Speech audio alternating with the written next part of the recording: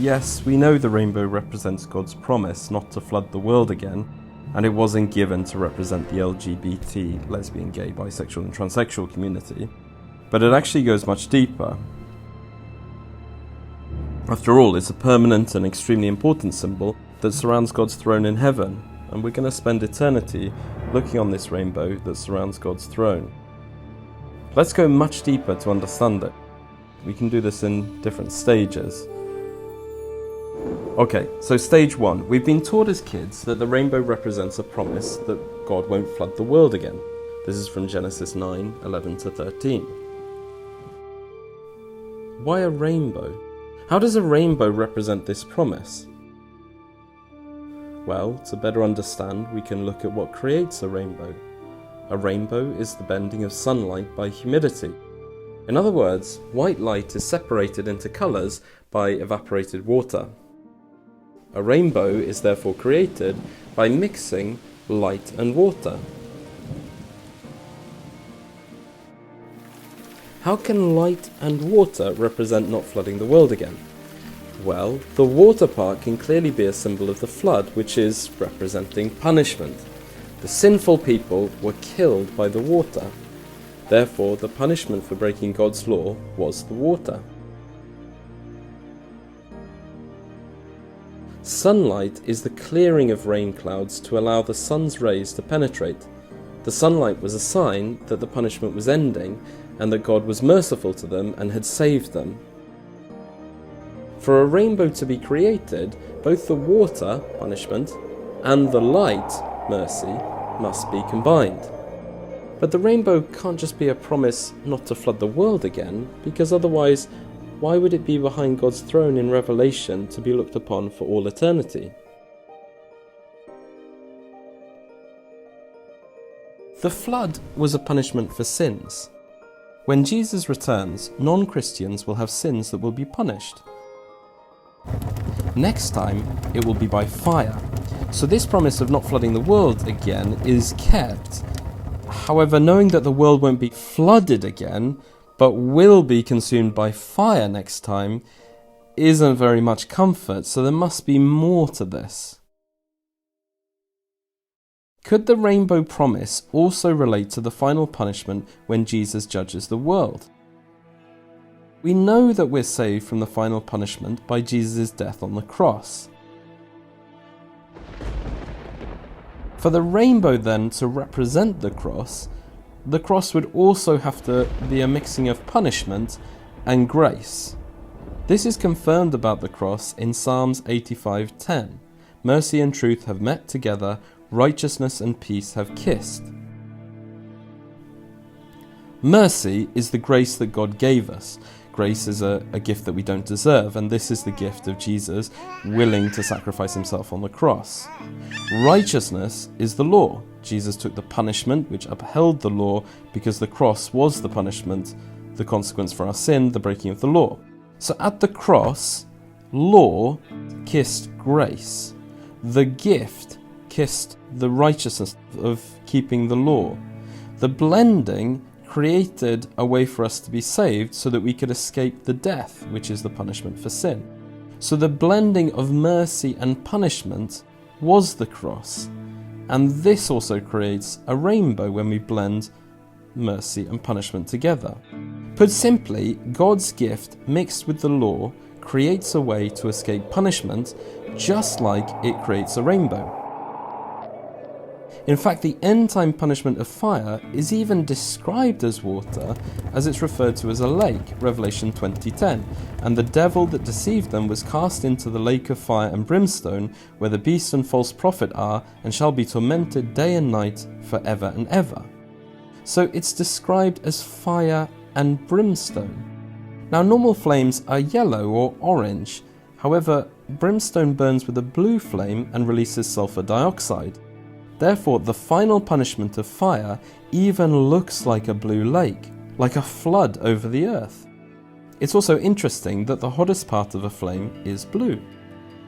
We will have to remember this for later, that both Noah's flood and the final fire is a punishment that's blue. The rainbow is a promise. that because a way was made for Noah to survive, a way for Christians to escape the final punishment for sins when the world is burned up would also be possible. The fact that the rainbow continues to exist shows us that this promise still stands. Noah had to live through the flood. He wasn't lifted off the earth to not experience it. Will we experience God's fire? Yes, but we won't experience the consequences of death. Luke 3:16.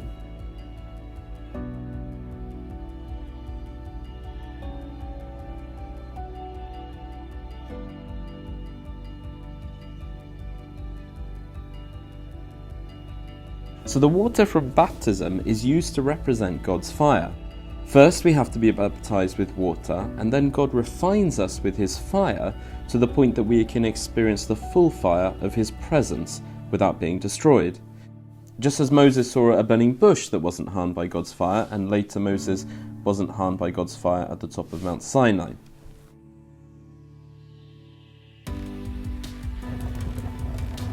Daniel means God is my judge. King Nebuchadnezzar ordered soldiers to kill Daniel by fire. However, the fire killed the soldiers, but it didn't harm Daniel. That's seen in Daniel 3:22-25. Paul described the Israelites crossing the water of the Red Sea and the water of the cloud as baptism in 1 Corinthians 10:2. They were all baptized into Moses in the cloud and in the sea. The Israelites survived, whilst the sinful Egyptian soldiers died. This is when the sea collapsed and then flooded them. We all need to survive a type of flood then when we're baptized with full immersion, and later we will survive the fire. The Israelites were baptized by crossing the Red Sea, but later the Israelites needed to cross the Jordan River. But this time God would only give them the path to cross if the ark containing the law went first. The waters stopped when the ark was above the river. So again we have a mixture of the law, which is the ark, and the grace, which is the stopping of the water. This combines to create the path for salvation.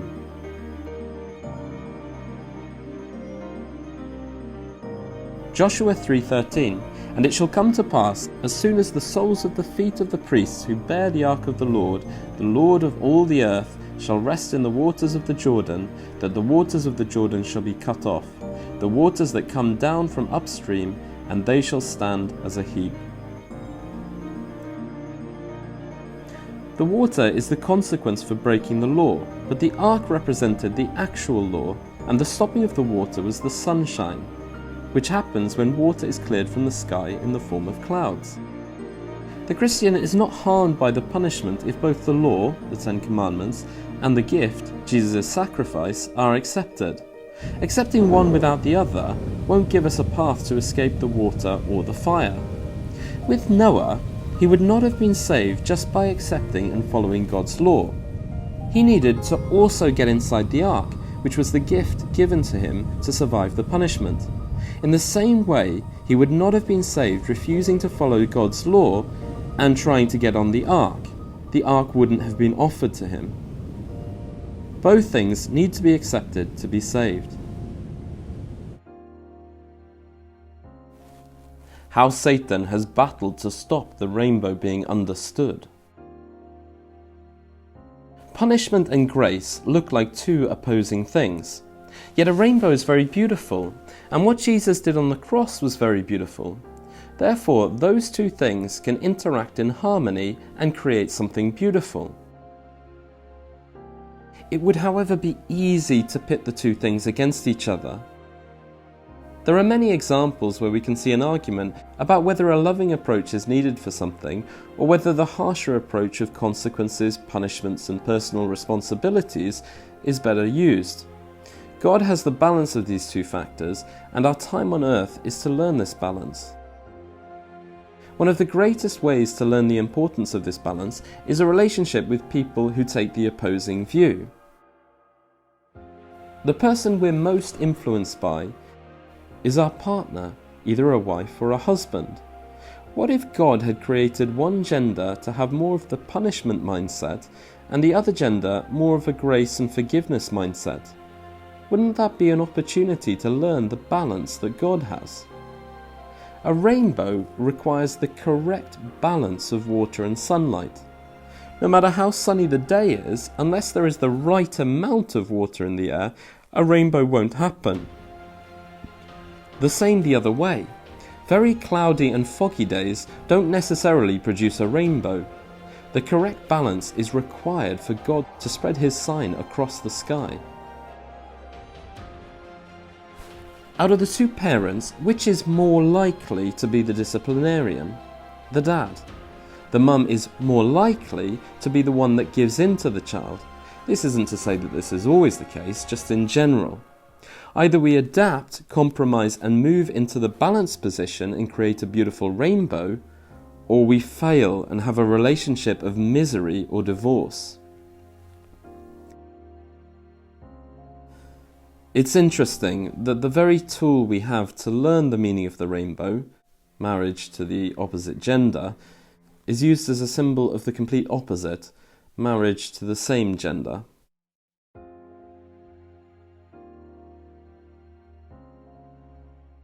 Parents know that it's our duty to create boundaries, or rules, and consequences, punishments, when children break these rules. Proverbs 13:24. This is not enough, though, to only have discipline. It must also be mixed with love. Sometimes it may even be appropriate not to punish the child if the child is sorry for what they have done. Jesus taught this in John 8:4-11, when the Pharisees wanted to enact the punishment for a woman breaking the law by committing adultery. The Pharisees had no balance. Their law mindset was not joined with the mercy mindset, and they showed that they had no real desire to learn this balance. If the law is used, it must be used with love. Someone who wants the law but rejects love can use the law for very evil purposes. The verses immediately following John 8:4-11, in John 8:12-15, Jesus declares himself as the light of the world, and that he judges in a different way to how humans judge. This is very important. We remember that both the rainbow is light and Jesus is light. And we remember that Jesus judges in a different way. By splitting the light into a rainbow, we therefore see what makes up the light that Jesus carries. We can study the rainbow to better understand Jesus, what the different character traits and messages that make up his light are, and therefore understand that the rainbow is a message. The balance that Jesus has with the law and grace is an argument that many churches have today. Churches can be legalists, focusing too much on the law, and other churches can be liberals, even saying that the law was done away with. The church has to have a doctrine and view that is in between, that has a balanced picture of this. We cannot do away with any laws, misinterpret any laws, but we also can't forget that our forgiveness is through the power and work of Jesus. This is the message of look and live. When the Israelites were told, when they were bitten by snakes, to look at the brazen serpent and remember that Jesus is the one that can heal them, not work that they do themselves. That does not negate the fact that they have to accept and be willing and wanting to follow the law. When we look at Adam and Eve, Eve was the one that was deceived by Satan.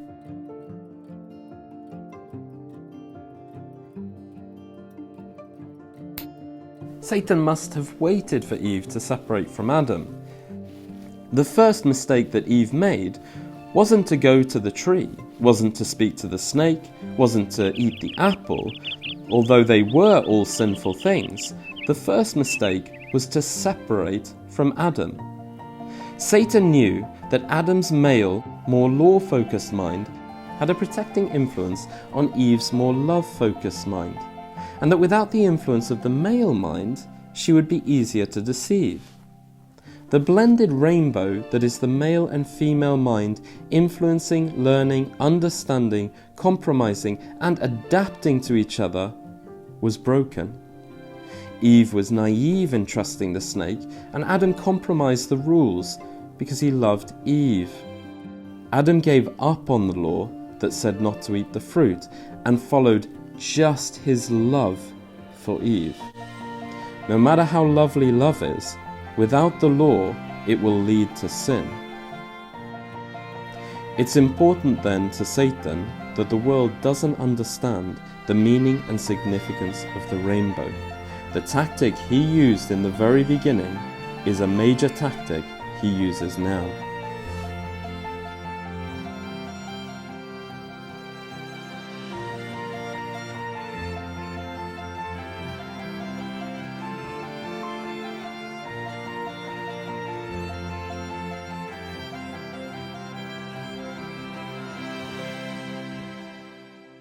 Society has encouraged men and women to get married later, for both parents to work so that the wife now has more influence and thinking from colleagues than her husband, and both genders are encouraged or forced to attend full-time education for the whole of their childhood.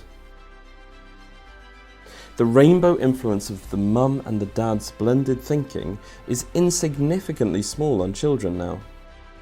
We're even told that husbands and wives should vote separately, so that the male mind would tend to vote more right-wing and the female mind more left-wing. Then, both sides of politics will have parties that oppose each other, rather than working together to create a new, superior mindset.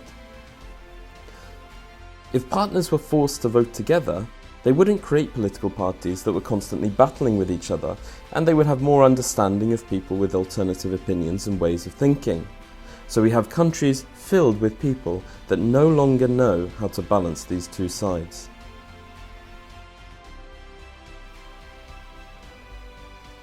The kissing of the colours.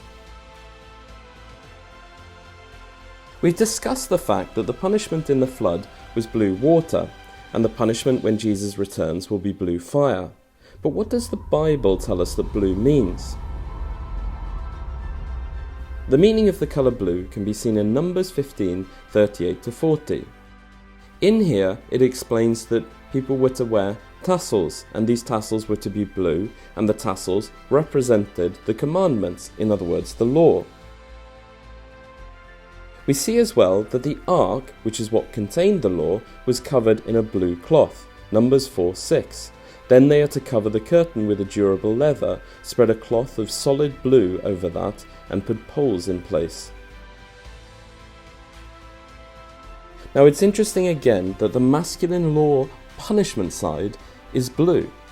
What gender do we associate with blue? Males. Another thing of interest is that Jesus is grace, the gift. He wore the tassels as was ruled to be worn in the Old Testament. People were healed by touching the tassels of his garment. This is the blue area of Jesus' garment which represents the law, as we see in Matthew 9:20, and we also see in Matthew 14:36. Jesus told the woman that by her faith she was healed. But by her faith in what? She touched the part representing the law on the person who is the gift, the mercy from God. Her faith was shown to be symbolically in both the law and the mercy. Now we have the colour of the one side, the law, the punishment, the male side, but what's the colour of the other? What colour do we usually associate with being most feminine? Pink. Pink is a lighter form of red. Red in the Bible represents sacrifice. However, we associate the sacrifice, such as a lamb, or Jesus, as being the pure white, spotless Lamb of God. This is true. Jesus is pure and we associate white, the combination of every colour, with him. But his sacrifice was blood, as we see in Isaiah 53:5. It says we are healed by these stripes or wounds, and these stripes on Jesus are the bruises and the wounds.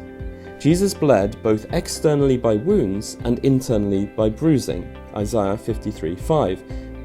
But he was wounded for our transgressions, and he was bruised for our iniquities.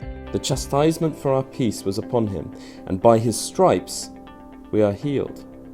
In other words, by his bleeding we are healed. By my calculation, there were 7 ways that Jesus bled, and each way is likely to have a spiritual significance. 1. The Garden of Gethsemane, where he sweat blood. 2. The whipping post. 3. Bruising, the internal bleeding. 4. Pierced feet. 5. Pierced hands. 6. Crown of thorns. And 7. He was pierced in his side. So Jesus was the pure white, sacrifice red, who fulfilled the requirements of the law, blue. At the cross, Jesus allowed the sacrifice and the law to kiss and mix the symbolic colours of the red and the blue. When you do this, mix red and blue, you end up with purple. At this point, the colours are no longer separated but become one, the colour of royalty, purple. He was even clothed in purple as they put a crown of thorns on him, Mark 15:17. Jesus was the sacrifice, but the high priest is also really a representation of Jesus as seen in Hebrews 4:14. Seeing then that we have a great high priest who has passed through the heavens, Jesus, the Son of God, let us hold fast our confession.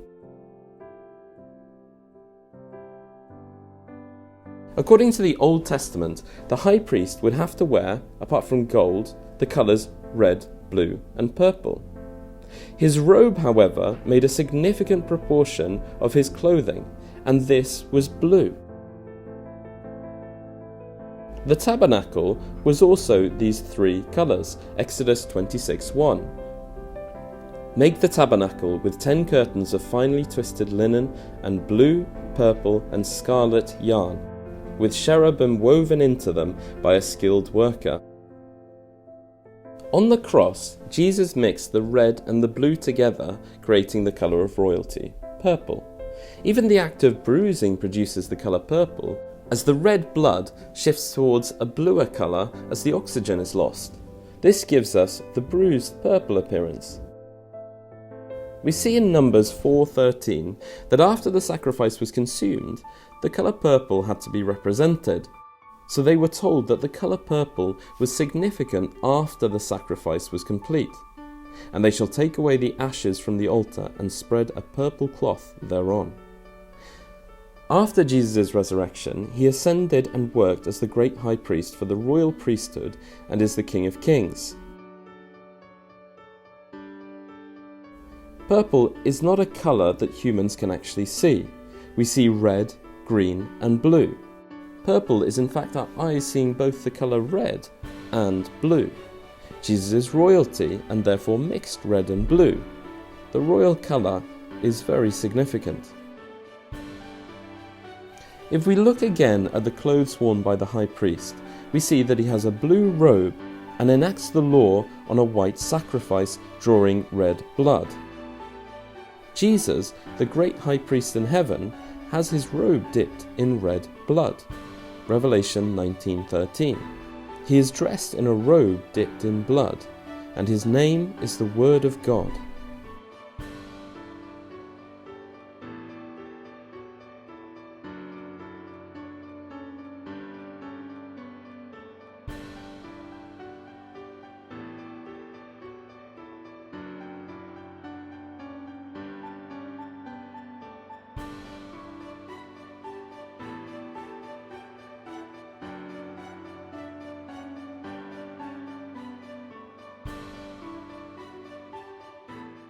The position of the colours of the rainbow. Each colour in the rainbow is important, and the setup of the rainbow is very interesting. It's also interesting how our eyes work. Despite only seeing red, green and blue, our brains can use that information to see the whole spectrum of colour in the rainbow. We list the colours in the rainbow as if they're individual colours that don't blend from one to another, and we often learn this number as being 7. Red, orange, yellow, green, blue, indigo and violet. However, there are an infinite number of colours in the rainbow that blend all the way from red at the top to ultraviolet at the bottom. The fact that God made us have receptors for 3 primary colours, red, green and blue, must make those primary colours very significant though.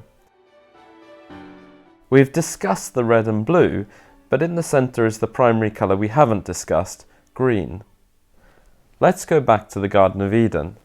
Eve, the female, which is love, separated from the male, which is the law, and they lost access to the tree of life, which was immortality. Let's put that into colours. Eve, the red, separated from Adam, the blue, and they lost access to immortality, green. Just as green is in the centre of the rainbow, the tree of life was in the centre of the Garden of Eden, and this separation from the tree of life continues all the way up until we have access to the tree of life that is in the centre of heaven. The leaves on this tree will be green and never turn brown. Just as it says in Ezekiel 47:12 that the leaves won't wither on this tree, nor will the fruit fail. The fruit will serve for the food, and the leaves will heal us. There is a river in heaven. The water in the river is described as the water of life. Now, is this a blue river, the colour of punishment? No, it's a crystal clean water. It's now the colour of mercy, the colour of sunlight, which means that the water no longer represents any punishment for the saved in heaven. Revelation 22:1. Then the angel showed me the river of the water of life, as clear as crystal, flowing from the throne of God and of the Lamb. In between red and green is the wavelength for orange. This makes sense because orange is created by mixing red and green. In between green and blue is aquamarine, which also makes sense. This is the colour created from mixing green and blue, and therefore what we see when both the green and blue receptors in our eyes are stimulated. The bottom of the rainbow are shades of purple. These purple shades have the shortest wavelength, so are at the bottom. However, this is not immediately logical. Purple is a colour when we see both the red and blue receptors in our eyes stimulated. It's created by mixing red and blue. One would therefore expect the purple wavelength to be in between the red and blue wavelength, which it isn't. What we see as purple on the rainbow is actually in between blue and ultraviolet. However, we can't see ultraviolet. There's no colour for ultraviolet. We can't even say what ultraviolet looks like. We have only red, green and blue sensors or receptors in our eye. For some reason, the wavelength in between blue and ultraviolet stimulates both the blue and red receptors in our eye. Theories are that it may be due to supernumerary rainbows, where the red top of another rainbow is mixing with the blue bottom of the upper rainbow. This may be the correct explanation as to why it happens, or there may be another explanation, even an explanation we haven't heard of yet. For whatever reason, God has designed the bottom of the rainbow to be purple. Purple is the colour of royalty. Jesus is the royal high priest, the King of Kings. The foundation of the rainbow is royal purple, just as Jesus is the foundation stone in God's kingdom. 1 Corinthians 3:11. For no one can lay any foundation other than the one already laid, which is Jesus Christ. Jesus is the rock that the wise men built their house upon, and that all Christians have as their foundation. White. White is a colour that's easy to understand. It means pure, clean, without sin. Jesus is the pure, clean, spotless white lamb. All the colours of the rainbow together form the colour white. The rainbow is made up of all the colours, and the light comes from sunlight, which is from the sun. In heaven, however, all the light comes from God, and Jesus is the lamp that carries and shines this light for all to see. The rainbow in heaven is therefore a bending of the light that shines from God. Revelation 21:23. The city does not need the sun or the moon to shine on it, for the glory of God gives it light, and the Lamb is its lamp. The only colour not represented in the rainbow is black. Black represents the non-Christians, covered in sin and not reflecting the light of God. The covering of the rainbow is red, which represents Jesus' blood that covers us all. All the colours together create white light, which is the character of God, which we reflect and are covered with. For all eternity, we will look at the throne and see the rainbow and learn more and more about its meaning. Satan's colours. I will leave you with one last thing, a final quote to answer the question, what colour is missing from the false church, and what does this mean the false church is lacking? Revelation 17:4. The woman was arrayed in purple and scarlet, and adorned with gold and jewels and pearls, holding in her hand a golden cup full of abominations and the impurities of her sexual immorality.